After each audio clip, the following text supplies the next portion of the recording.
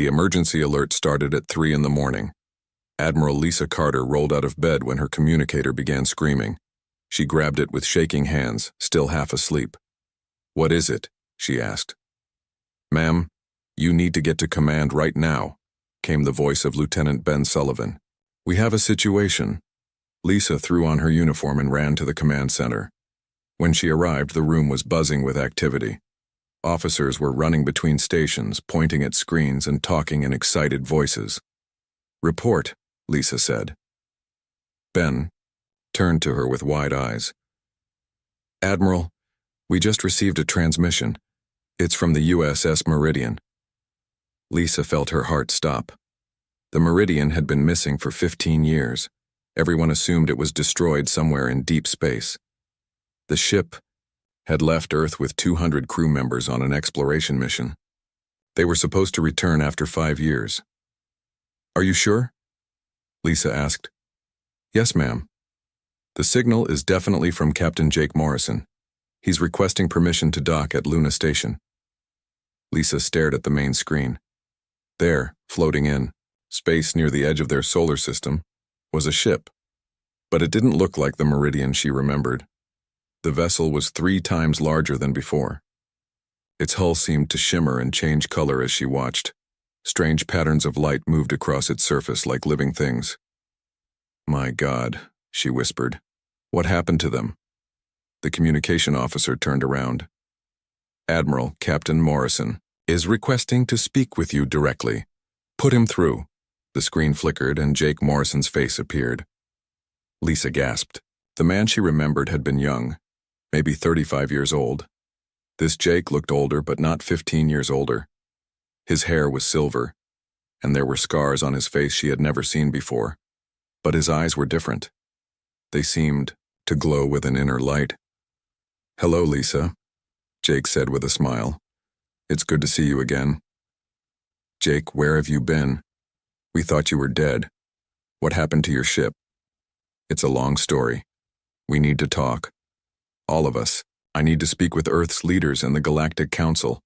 Lisa noticed something strange in his voice. It sounded like multiple people were speaking at once, creating a strange echo effect.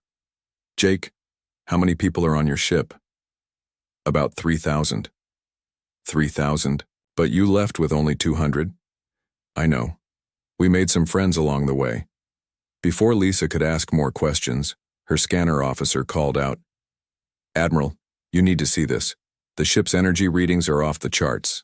They're showing power levels higher than our entire defense grid." Lisa looked at the numbers on her screen. The Meridian was producing more energy than should be possible. Their best ships could barely manage a tenth of what she was seeing. "Jake, what kind of power source are you using?" "Something new." "Don't worry, it's completely safe. Can we dock at Luna Station?" "I need to run security scans first." "Of course. But Lisa, your scans won't work on us anymore.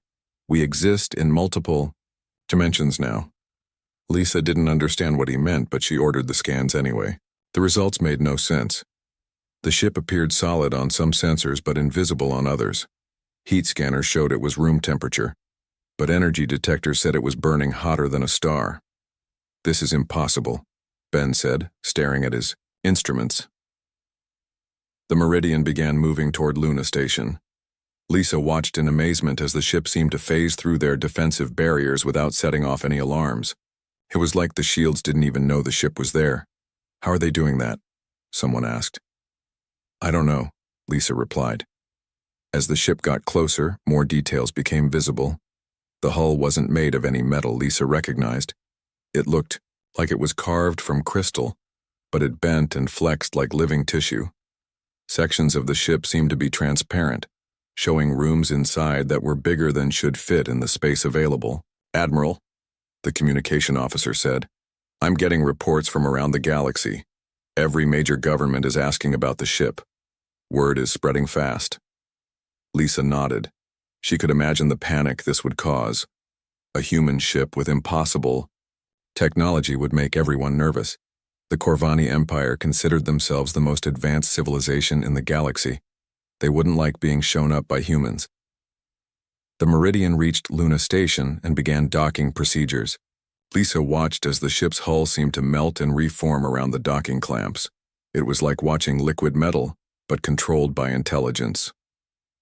"Docking complete," came the report. "Open a channel to the station," Lisa ordered. The screen showed the main docking bay of Luna Station. The airlock opened and people began walking out. Lisa counted them as they appeared. There were humans, but also beings she had never seen before.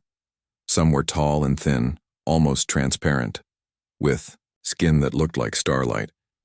Others appeared to be made of living crystal, their bodies catching and reflecting light in impossible ways. A few looked like they might be machines, but they moved with the grace of living creatures, and leading them all was Jake Morrison. He looked around the docking bay and smiled. Then he looked directly at the camera. "Hello, Earth," he said. "We're home." Lisa felt a chill run down her spine. Something told her that nothing would ever be the same again. The galaxy was about to change, and humanity was about to become something completely different. She grabbed her communicator and began making calls. The president needed to know. The Galactic Council needed to know. Everyone needed to know that the Meridian had returned, and it had brought friends. As she watched Jake and his impossible crew walk through Luna Station, Lisa couldn't help but wonder what they had found out there in the dark between the stars. And more importantly, what it had done to them. The emergency alert that had woken her up was just the beginning. She could feel it in her bones. The real emergency was just starting. Admiral Lisa Carter stood in the observation deck of Luna Station, watching through the thick glass as Jake Morrison's crew continued to exit their ship. She had been counting for 2 hours, and people were still coming out. The numbers didn't make sense. The Meridian was big, but not big enough to hold 3,000 beings. "How is this possible?" she asked Ben Sullivan, who stood beside her with a tablet full of readings that made no sense. "I don't know, Admiral. The ship's interior space appears to be larger than its exterior dimensions. That should be impossible." Lisa watched as more strange beings walked through the docking bay. The tall, transparent ones moved like they were floating instead of walking. Their feet barely touched the ground. The crystal creatures made musical sounds when they moved, like wind chimes in a gentle breeze. "Admiral," a voice called from behind her. Lisa turned to see Dr. Amy Brooks walking toward them, but this wasn't the Amy Brooks she remembered. 15 years ago, Amy had been the Meridian's medical officer. She was a small woman with brown hair and kind eyes. The person walking toward Lisa now looked like Amy, but everything about her was different. Amy's eyes glowed with a soft blue light.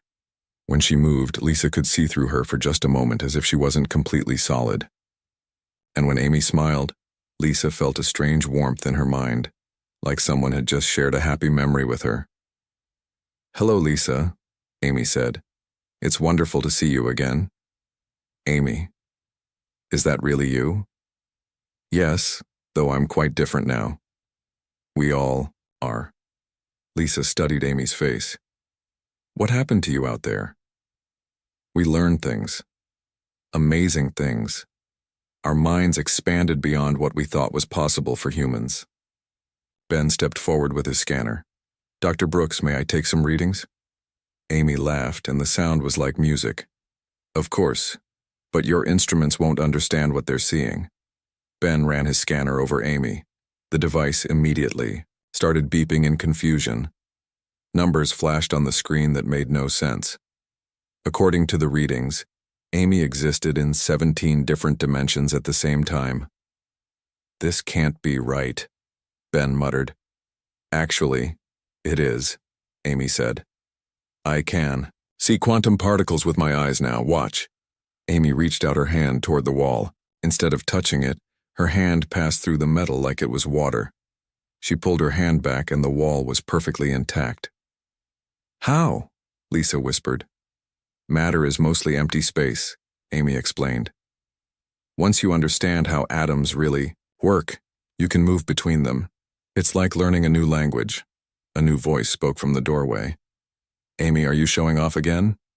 Lisa turned to see Rick Hayes, the Meridian's former navigator. Like Amy, he looked similar to how she remembered him, but changed.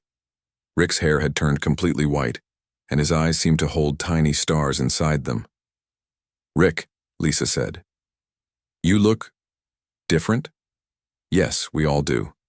The experience changed us in ways we never expected." Ben pointed his scanner at Rick. The readings were just as confusing as Amy's had been.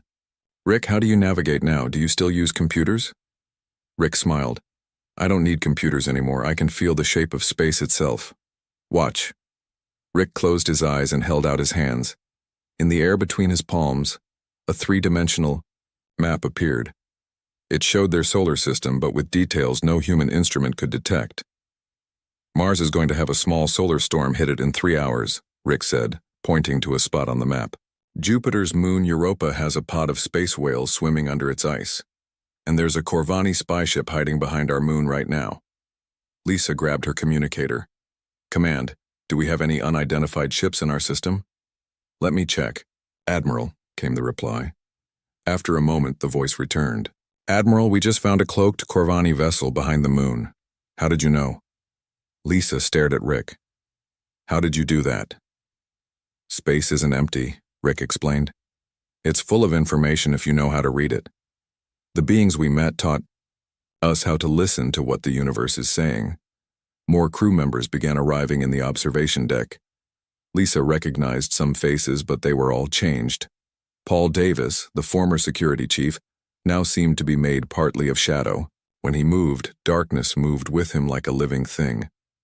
"Paul," Lisa said carefully, "what can you do now?" Paul smiled and reached into his pocket. He pulled out what looked like a simple metal rod. But as Lisa watched, the rod began to change. It stretched and twisted, becoming more complex. Within seconds, Paul was holding a device that looked like advanced technology. "I made this from the metals in my pocket," Paul said. "Iron, copper, a few other elements. Once you understand how atoms want to connect, you can convince them to form whatever you need." He handed the device to Ben. "This is a scanner that can see through dimensions. It should help you understand our ship better." Ben took the device with trembling hands. When he turned it on, holographic displays appeared in the air around them. The displays showed the Meridian, but not as a normal ship. It existed in multiple layers of reality at once. "My God," Ben whispered. "Your ship is bigger on the inside, because most of it exists in other dimensions." "Exactly," Paul said. "We learned that reality has many layers. Most people only see one layer, but there are countless others." Lisa felt overwhelmed. "How many of you can do these things?" "All of us," Amy replied. "Every human who made the journey. The abilities are different for each person, but we've all been changed." "What about the non-humans on your ship?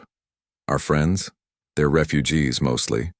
Their worlds were destroyed by wars or disasters. We offered them sanctuary." A new being entered the observation deck. This one looked like it was made of living metal, but it moved with grace and purpose. When it spoke, its voice sounded like wind through trees. "Greetings, Admiral Carter. I am called Harmonic of Distant Stars. I speak for the architects." Lisa had never heard of the architects. "What are the architects?" "We are an old race. Very old. We built great cities among the stars before your species learned to make fire. But our worlds are gone now, destroyed by those who fear change. I'm sorry for your loss. Thank you. But we have found hope with your people. Humans have a gift that is very rare in the galaxy. You can adapt and grow in ways most beings cannot. This is why the Ancient Ones chose to teach you." "The Ancient Ones?" Amy stepped forward. "The beings who taught us, Lisa. They're older than any civilization we know. They exist beyond normal space and time, and they've been waiting for a species, like humanity, for a very long time." Lisa felt a chill. "Waiting for us? Why?" "Because the galaxy is about to change," Jake Morrison said as he entered the room, "and someone needs to help guide that change." Lisa turned to face her old colleague. Jake looked tired but determined. In his hand, he carried what looked like a sphere of pure light. "Jake, what is that?" "A gift from our teachers. It contains knowledge that will change everything. But first we need to talk to Earth's leaders. And the Galactic Council. They need to understand what's coming. What's coming? Jake looked out the window at the stars. A convergence, Lisa. All the old rules are about to change, and humanity is going to be at the center of it all. Lisa realized that her life, and the life of everyone in the galaxy, was about to become very different. The crew of the Meridian hadn't just returned home. They had returned as something new, something powerful, something that would change everything. And she wasn't sure if that was wonderful or terrifying. The news about the Meridian spread across the galaxy like wildfire. Within hours of the ship's return, every major government knew that humanity had gained impossible technology. The reactions were swift and predictable. Admiral Lisa Carter stood in the war room on Luna Station, watching reports come in from across known space. The Corvani Empire had mobilized their science fleets. The Vortan Confederacy was moving battle groups toward human space. Even smaller governments were making emergency calls to their allies. Admiral, Lieutenant Ben Sullivan said, looking up from his communication station. The Galactic Council is demanding an emergency session. They want Captain Morrison to appear before them within 48 hours. Lisa nodded. She had expected this. The galaxy's power structure was built on everyone knowing their place. The Corvani had the best technology. The Vorthons had the strongest military. Humans were supposed to be the newcomers who stayed quiet and followed orders. "What's our status with Earth Command?" Lisa asked. "President Kate Nelson is flying in from Earth. She'll be here in 6 hours. She's bringing the entire cabinet with her." "Good. We'll need them." The door to the war room opened and Commander Steve Rodriguez walked in. Steve had been Jake Morrison's second in command on the Meridian. Like the others, he had been changed by whatever happened in deep space. Steve's most obvious change was his eyes. They were completely black now, like looking into deep space itself. But when he looked at someone, they felt like he could see everything about them, past and future. "Admiral Carter," Steve said with a slight smile. "I thought you should know that we have visitors." "What kind of visitors?" "The kind that don't announce themselves. There are 17 Corvani ships hiding in the outer system. They think their cloaking technology makes them invisible." Ben checked his scanners. "I'm not picking up anything." "Your instruments can't detect them," Steve explained, "but we can feel them. They're trying to study us from a distance." Lisa felt a chill. The Corvani were famous for their advanced science, but they were also known for taking what they wanted. If they thought human technology was too dangerous, they might try to destroy Earth before humanity could use it. "Are they a threat?" Lisa asked. "Not yet, but they're scared. Fear makes people do stupid things." Before Lisa could respond, alarms began sounding throughout the station. The main screen lit up with an incoming transmission. "This is High Commander Zex Corvani of the Imperial Science Fleet," came a cold voice. "We demand immediate access to the human vessel designated Meridian. Refusal will be considered an act of war against the Corvani Empire." Lisa looked at Steve, who just shrugged. "Should I handle this?" "Go ahead." Steve stepped forward and activated the communication system. "Hi, Commander, this is Commander Rodriguez of the Meridian. Your request is denied. You dare refuse the Corvani Empire?" The alien's voice was filled with rage. "We have 17 ships in your system. Surrender the vessel immediately." Steve smiled, and Lisa felt the temperature in the room drop several degrees. When Steve spoke again, his voice carried a power that made everyone in the room step back. "High Commander, you have 16 ships in our system. Your lead vessel, the Dominator, suffered a complete power failure 30 seconds ago. Your crew is currently floating in space, wondering why all their technology stopped working." On the main screen, they could see a massive Corvani warship suddenly become visible. It was tumbling slowly through space, completely dark. Ben's scanners immediately picked up the ship. "Admiral, they're broadcasting a distress signal. Complete systems failure." High Commander Zex Corvani's voice came back, but now it sounded worried instead of angry. "What did you do to our ship?" "Nothing permanent," Steve replied. "I simply asked their computer systems to take a nap. Your crew is safe, but I suggest you reconsider your approach." "This is impossible." Corvani technology cannot be affected by external forces. Your technology is based on the idea that consciousness and matter are separate things, Steve explained patiently.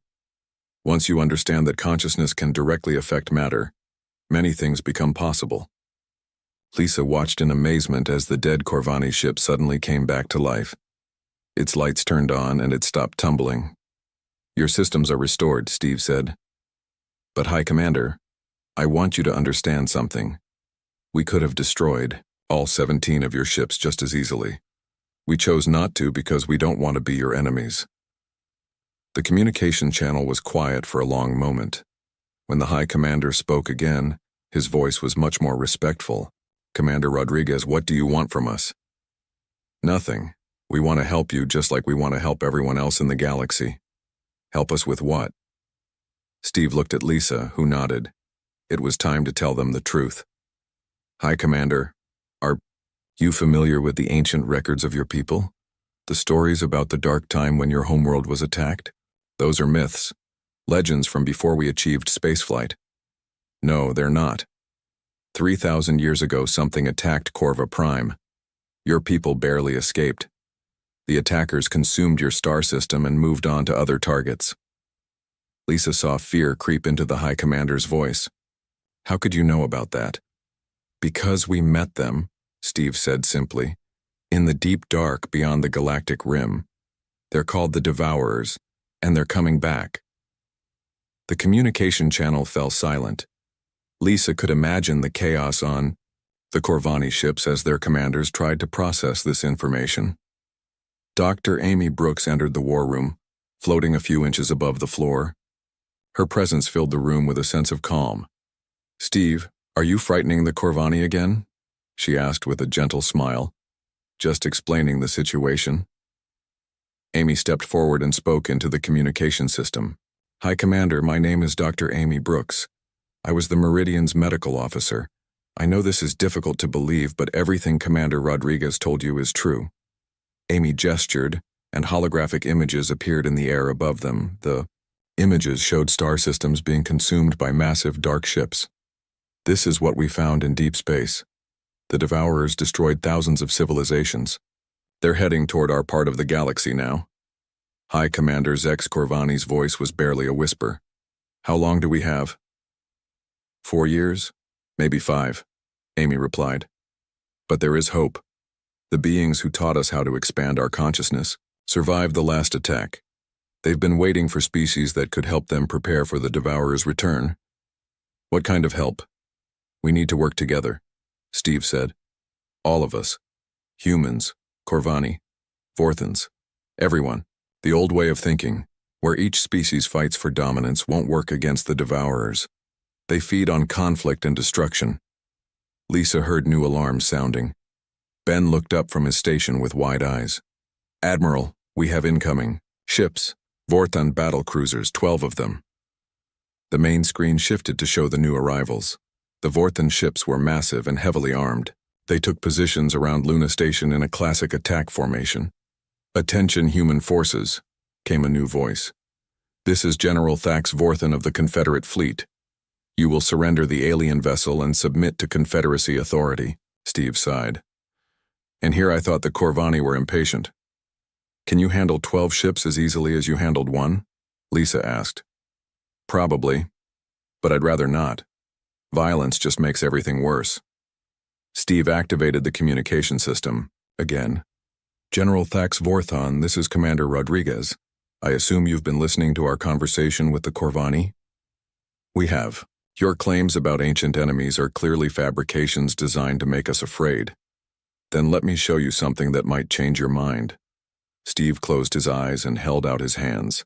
The space around Luna Station suddenly filled with images, not holographic projections, but actual three-dimensional scenes that everyone could see through their viewports. The images showed the Vorthan homeworld as it existed thousands of years ago. Then they showed massive dark ships arriving and beginning to strip the planet bare. This is the real history of your world, General, Steve said. Your people escaped to colony worlds and rebuilt your civilization, but you forgot where you came from. General Thax Vorthan's voice was shaking. This cannot be real. It is. And unless we work together, it's going to happen again. To all of us. Lisa watched as both the Corvani and Vorthon fleets began, backing away from Luna Station. The display of power had frightened them, but the historical revelations had shaken them to their core. "Hi, Commander General," Amy said gently. "We're not your enemies. We're all facing the same threat. The question is whether we'll face it together or separately." The war room fell quiet as they waited for responses.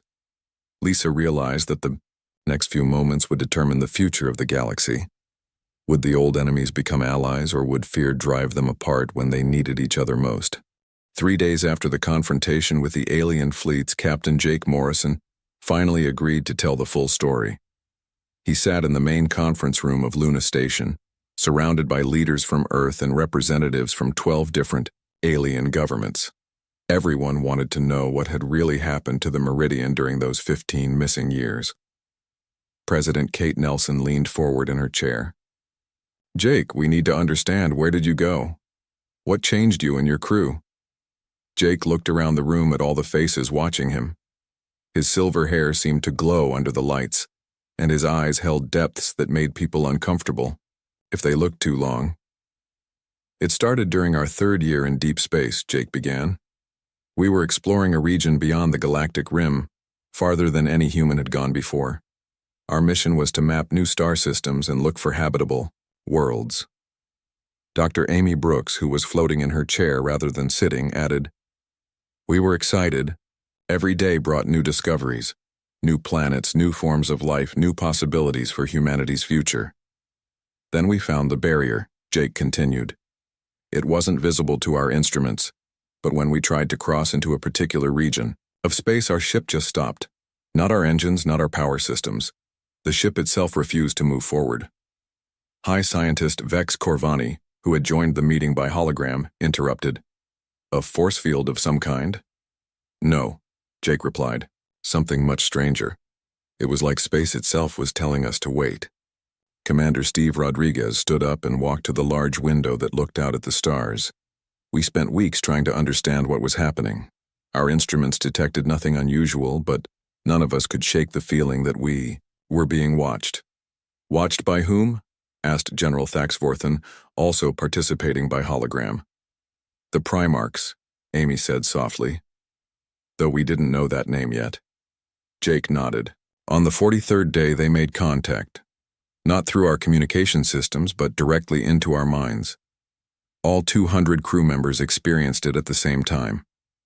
Admiral Lisa Carter, who had been listening quietly, asked, "What did they say?" "They didn't use words," Jake explained. "They shared images, emotions, concepts that our language can't describe. But the basic message was clear. They had been waiting for us." "Waiting for humans specifically?" President Nelson asked. "Waiting for a species with our particular type of consciousness," Steve corrected.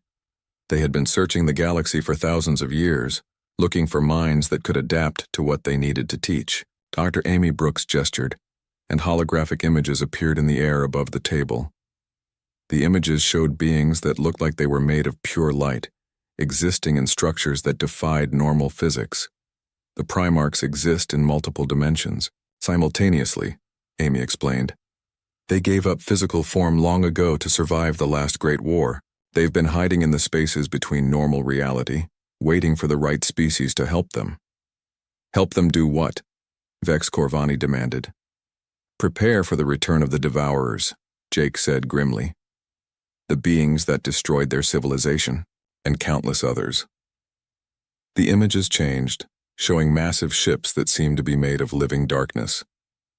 These ships were consuming stars, turning entire solar systems into fuel for their war machines.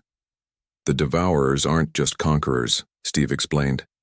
"They're parasites that feed on the life force of entire civilizations. They strip planets bare, consume the energy of stars, and use that power to build bigger fleets." "How do you fight something like that?" General Thaxvorthan asked. "You don't fight them," Amy said. "Fighting them with traditional weapons is like trying to put out a fire with gasoline. They turn conflict and destruction into more power for themselves." Jake stood up and moved to the center of the room.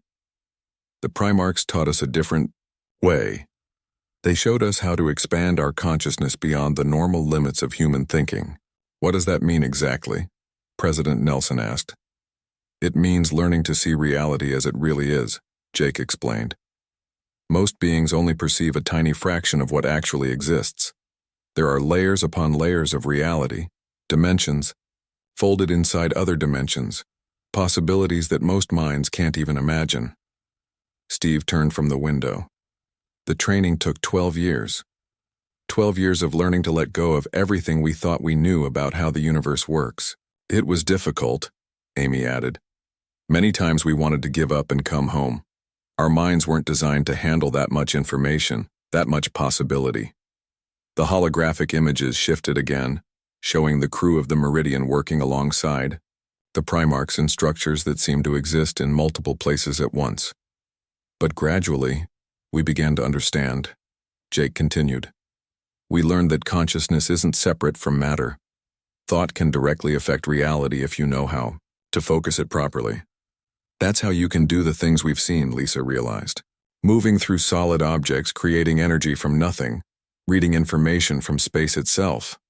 Exactly. And more importantly, we learned how to teach others. Vex Corvani leaned forward in his holographic projection. You're saying you can teach these abilities to other species? Yes, but only to those who are ready. The process requires giving up many old beliefs about how reality works. It's not easy for most minds to accept. What about the refugees on your ship? General Thax Vorthan asked. The non-human species we've seen? Steve answered. We encountered them during our final years of training. Their worlds had been attacked by scouts from the Devourer fleet. The Primarchs asked us to rescue as many as we could. These species had already begun the consciousness expansion process on their own, Amy explained. The approaching danger from the Devourers triggered something in their minds, a survival response that opened them to new possibilities. Jake returned to his seat. That's when we realized the truth. The Devourers aren't just coming to destroy civilizations. Their approach actually triggers evolutionary leaps in the species they're about to attack. A defense mechanism? President Nelson asked. More than that. It's like the universe itself is trying to create beings capable of stopping the Devourers. But most species don't have enough time to complete the evolution before they're destroyed. The room fell silent as everyone absorbed this information. Finally, Vex Corvani spoke. You're saying that humanity and these other species are meant to be weapons against the Devourers? Not weapons, Amy corrected gently. Healers. The Devourers became what they are because they chose the path of consumption and destruction. They can be changed back, but only by beings who have learned to exist in harmony with reality instead of trying to dominate it. How do we know this will work? General Thax Vorthan asked. Steve smiled. Because the Primarchs showed us what happened the last time someone tried it. Another species, in a different part of the galaxy about 50,000 years ago. The holographic images changed one final time, showing a beautiful blue-green world surrounded by ships of impossible design. The dark ships of the Devourers approached, but instead of attacking, they simply stopped. The Transcended Ones successfully converted an entire Devourer fleet, Jake explained. They turned destroyers into gardeners, parasites into protectors. The converted Devourers spent the next 1,000 years restoring the worlds they had previously destroyed. What happened to the Transcended Ones? Lisa asked. They moved beyond physical existence, like the Primarchs. They're still out there somewhere, watching and waiting. President Nelson stood up slowly. Jake, are you telling us that humanity is supposed to become like them? To give up our physical forms? Only if we choose to, Jake replied. The path has many stages. We're still at the beginning. But yes, eventually those who complete the journey will transcend physical limitations entirely. And if we refuse? If we choose to remain as we are? Jake's expression grew sad. Then we'll face the Devourers with traditional weapons and traditional thinking, and we'll lose just like thousands of other civilizations have lost. Admiral Carter asked the question everyone was thinking. How long do we have to decide? The main Devourer fleet will arrive in 4 years, Steve answered. But their scouts are already in our galaxy. They'll reach the outer systems within 18 months. So we have 18 months to convince the entire galaxy to undergo a fundamental change in consciousness? General Thax Vorthan sounded skeptical. We have 18 months to plant the seeds, Amy corrected. The change itself will happen naturally once beings understand what's possible. Fear of the devourers will accelerate the process, just like it did for us. Jake stood up again and looked out at the stars. The choice is simple but not easy. Evolve or perish. Transcend or be consumed. Work together or die separately. He turned back to face the room full of leaders. The Primarchs are willing to teach anyone who asks, but they won't force the knowledge on anyone. Free will is sacred to them. Where do we start? President Nelson asked. With volunteers, Jake replied. From every species that's willing to try. We'll take them to the deep dark where the Primarchs wait. Those who complete the training will return to teach others. As the meeting continued, Admiral Carter realized that they were planning the biggest change in galactic history, not through conquest or politics, but through evolution itself. Humanity, the newcomers to galactic civilization, were Abe. 6 months had passed since the revelation about the Devourers. The galaxy was changing faster than anyone had thought possible. Admiral Lisa Carter stood on the observation deck of the new Luna Command Center, watching ships from dozens of different species arriving and departing every day. The changes had started slowly. At first, only a few brave volunteers from each species had agreed to travel to the deep dark for training with the Primarchs. The Corvani had sent their best scientists. The Vorthans had sent their most elite warriors. Even smaller governments had chosen their finest minds to make the journey. But then the scouts arrived. 3 months ago, dark ships had appeared at the edge of the galaxy. They moved slowly, methodically, consuming small asteroids and dead planets to fuel their advance. The sight of actual devourer vessels had ended all doubts about the threat humanity had described. Admiral, Captain Jake Morrison said as he joined her at the observation window. The morning reports are ready. Lisa turned to look at Jake.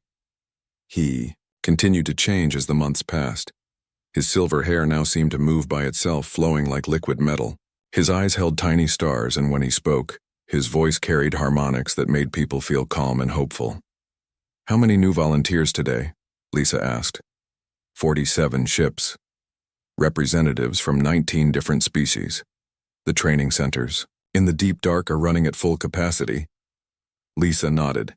The transformation of the galaxy was accelerating. Every person who completed the consciousness expansion training returned home able to teach others. The knowledge spread like wildfire, changing entire worlds within weeks. What about the resistance movements? Jake's expression grew sad. Still active. The Hegemony Coalition refuses to believe the Devourer threat is real. They think this is all a human plot to take over the galaxy. The Hegemony Coalition was a group of smaller governments that had always resented the power of the major empires. They saw humanity's new abilities as just another form of domination, no different from Corvani technology or Vorthan military might. Are they still trying to attack our ships? Yes, but they can't hurt us anymore. Their weapons pass right through our vessels. We exist in too many dimensions for traditional attacks to affect us. Dr. Amy Brooks floated into the observation lounge, her body now semi-transparent and glowing with soft light. She had progressed further along the consciousness expansion path than most humans. Sometimes she existed in multiple locations at once, teaching different groups simultaneously. Lisa, Jake, she said with a warm smile. I have wonderful news from the training centers. What kind of news? Lisa asked. The first Corvani student has achieved dimensional transcendence. High scientist Vex Corvani himself completed the final stage this morning. Jake smiled. How is he handling it? Better than expected. He said that for the first time in his life, he truly understands what science is supposed to accomplish. Not domination over nature, but harmony with it. Lisa watched as a group of mixed ships prepared to depart for the deep dark. Humans, Corvani, Vorthans, and several other species were traveling together as equals. 6 months ago, such cooperation would have been impossible. Amy, how many of our people have reached full transcendence now? About 300 from the original Meridian crew. Another 1,000 from the volunteers who joined us in the deep dark. The number grows every day. Commander Steve Rodriguez materialized next to them. He no longer needed to walk through doors. His consciousness could appear anywhere he focused, his attention. "The afternoon briefing is ready," he announced. "We have updates from all sectors." They moved to the command center, where holographic displays showed the current state of the galaxy. Green dots represented worlds that had accepted the consciousness expansion training. Red dots showed Devourer scout positions. Yellow dots marked worlds that were still undecided.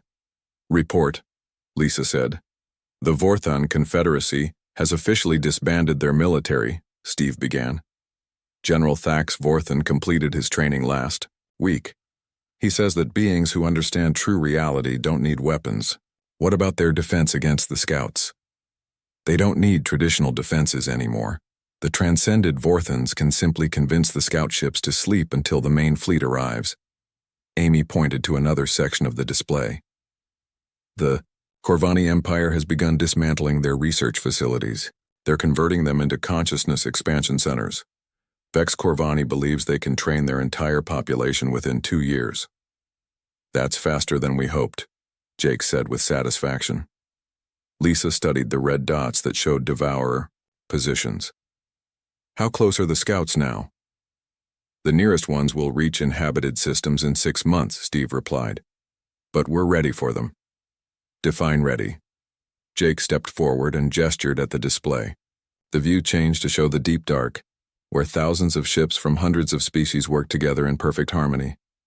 "We now have 18 fully operational training centers," Jake explained. "Each one can handle 1,000 students at a time. More importantly, we have over 10,000 fully transcended beings ready to confront the Devourers." "Will that be enough?" "More than enough. The Primarchs estimate that 100 transcended minds working together can convert an entire Devourer fleet. We have 100 times that number." Amy's expression grew thoughtful. "The real question isn't whether we can stop the Devourers. It's what happens afterward." "What do you mean?" Lisa asked.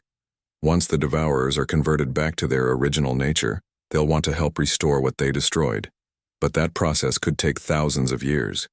Do we stay to help them, or do we move on to the next challenge?" Steve smiled. "That's a good problem to have." New alarms sounded in the command center. But these weren't warning alarms. They were celebration signals. "What's happening?" Lisa asked. Jake's face lit up with joy. "The first conversion has succeeded. The Devourer scout ship in the Antares system has stopped consuming planets. It's now helping to restore the worlds it damaged." The main display showed images from the Antares system. A massive dark ship that had been stripping a planet bare was now using its power to rebuild the world's ecosystem. Green plants were growing where there had been only ash. "How?" Lisa whispered. "A team of transcended Corvani made contact with the ship's consciousness," Amy explained. "They showed the Devourers what they used to be before fear and hunger consumed them. The ship remembered its original purpose and chose to change." More celebration signals began sounding. Across the galaxy, other scout ships were making the same choice. The conversion process was working better than anyone had dared hope. "This is incredible," Lisa said. "You're actually saving them." "We're all saving each other," Jake corrected. "That's what consciousness expansion really means. Understanding that we're all connected, all part of the same universal story." Over the following weeks, the transformation of the galaxy accelerated beyond all predictions. Entire civilizations chose to abandon their old ways and embrace consciousness expansion. Wars that had lasted for centuries ended overnight, as former enemies discovered they could share thoughts and feelings directly. The Devourer main fleet, when it finally arrived, found a galaxy that welcomed them instead of fighting them. One by one, the massive dark ships chose to remember their original nature. They began using their incredible power to restore destroyed worlds and help new civilizations grow. Lisa found herself promoted to Galactic Coordinator, a position that didn't exist 6 months earlier. Her job was to help coordinate the restoration efforts as former Devourer ships worked alongside transcended beings from hundreds of species. On the first anniversary of the Meridian's return, Lisa stood once again on the observation deck of Luna Station. But now she could see ships that existed in multiple dimensions, beings of pure light working alongside physical creatures, and planets that glowed with renewed life. Jake Morrison appeared beside her, though he spent most of his time now in the deep dark teaching new students. "Any regrets?" he asked. Lisa thought about the question seriously. Humanity had given up its innocence, its simple view of reality. Many humans now existed more in other dimensions than in normal space. Earth itself was becoming a training center for consciousness expansion. But the galaxy was at peace for the first time in recorded history. Entire species that had been extinct were being restored by converted devourer ships. New forms of life were emerging as transcended minds learned to create rather than just discover. "No regrets," Lisa said finally. "This is better than anything we could have imagined." "The Primarchs are proud of humanity," Jake said. "They say we've exceeded even their expectations. We've become teachers of teachers, guides for an entire galaxy." Amy Brooks materialized next to them, now existing as pure consciousness most of the time. "The next phase is beginning," she announced. "We've received contact from another galaxy. They're facing their own devourer crisis." Lisa looked out at the transformed stars and smiled.